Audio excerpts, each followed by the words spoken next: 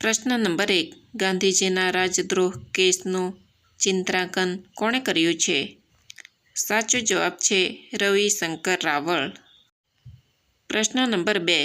સવિનય કાનૂનભંગની 1930ની લડતમાં વિરગામ સિવાય અન્ય કયા સ્થળને મીઠાના સત્યાગ્રહ માટે પસંદ કરવામાં આવ્યું હતું? સાચો જવાબ છે ધુલેરા. પ્રશ્ન નંબર 3. વિરગામ સત્યાગ્રહની મુખ્ય છાવણી વઢવાણ કેમ્પમાં રાખવામાં આવી હતી. તેની જવાબદારી કોને સોંપવામાં આવી હતી? સાચો જવાબ છે શિવાનંદજી.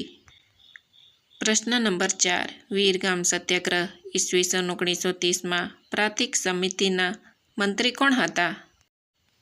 સાચો જવાબ છે મહાદેવભાઈ દેસાઈ.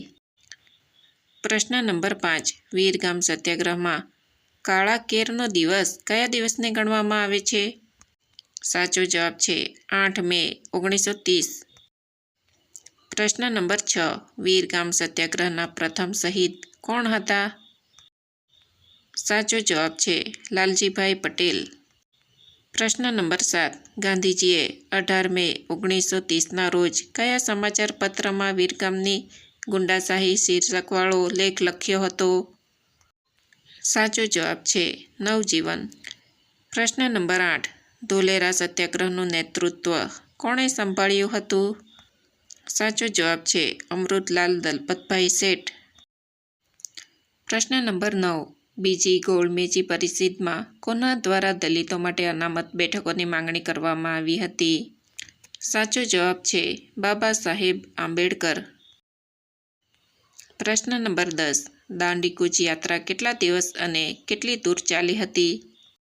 સાચો જવાબ છે 21 દિવસ અને 241 માઇલ. પ્રશ્ન નંબર 11. ગાંધીજીએ દાંડી યાત્રા દરમિયાન કયા વાક્યો કહ્યા હતા? સાચો જવાબ છે નંબર 1. મેને નમક કા કાનૂન તોડ દિયા. નંબર 2. આજથી હું બ્રિટિશ સામ્રાજ્ય રૂપી ઇમારતના પાયામાં લૂણો લગાડું છું. નંબર 3.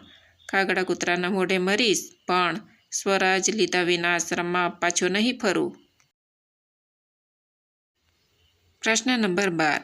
ટોપીવાળાના ટોળા ઉતાર્યા આ ગીત કોણે ગાયું છે? સાચો જવાબ છે કવિ પ્રદીપ. મિત્રો, જો તમને આ વિડીયો પસંદ આવ્યો હોય તો પ્લીઝ લાઇક, શેર અને ચેનલને સબસ્ક્રાઈબ કરી બેલ આઇકન દબાવવાનું ભૂલતા નહીં.